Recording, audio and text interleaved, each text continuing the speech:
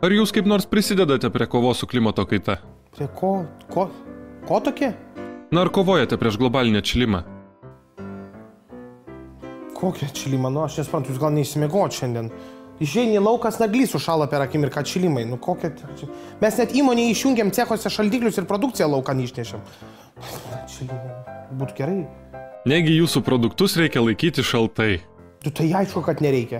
Vasarą gali visą vasarą palikti ant palangės gulėti prieš saulę, niekas nesugėsta. Tai kad dabar cechuose daugiau vietos atsirado, tai patogiau ten. Bet tokie temperatūrų svyravimai ir yra globalinio atšilimo pasekmė. Tai jūs norit pasakyti, kad šitas šaltis yra kažkokio atšilimo pasekmė? Taip, nesąmonė čia yra absoliuti, kaip taip gali būti? Visai jau šiandien. Tai nekovojate? Nu, okei. Yra tas jūsų globalinis atšilimas. Tai kaip tu su juo pakovosi?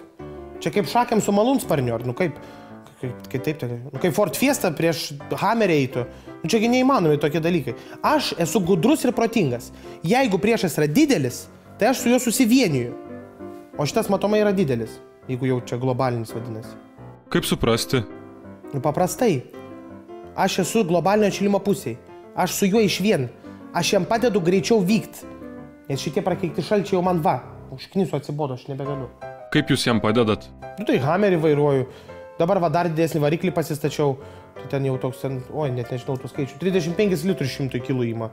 Tai jau didelis toks. Nu ką dar, cechą šildau, dabar mazutų pradėjau šildyti, anglim, net nafta natūralia. Brangoka, aišku, biški, bet jau tas dūmų juodų gražumas iš to kaminų taip varo. Tai aš net giedrą dieną iš savo namų net matau. Čia jau koks, kiam kilų gautosi, bet labai gerai matosi. Ką dar? Namie, aš tai tik tai vonioju, atsikulu, nes dušas tai kas? Vargolių maudykla. Betgi iškastinis kuras eina į pabaigą.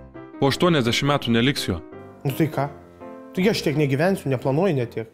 Čia, kaip sakoma, po manęs nors ir tvanas. Iš principo, čia vienintelė gera patarlė paimta iš Biblijos yra. Aš ką, važinėju aš kiek noriu, valgo aš kiek noriu, vandenį leidžiu kiek noriu ir elektros naudoju tiek, kiek noriu. Nes galiu sau leisti. Tai ir darau šitaip. Vargoliai ten tegul ir kovoja su to globalinio atšilimu. Jiems ten ir neblogai sekasi, savaime gaunasi. Taupyti ir visą kitą. Ir iš vis, ką noriu pasakyti, benzinas turi kainuoti 8 litus, kad važinėt būtų dar didesnė prabanga. Ir jaustųsi jėga.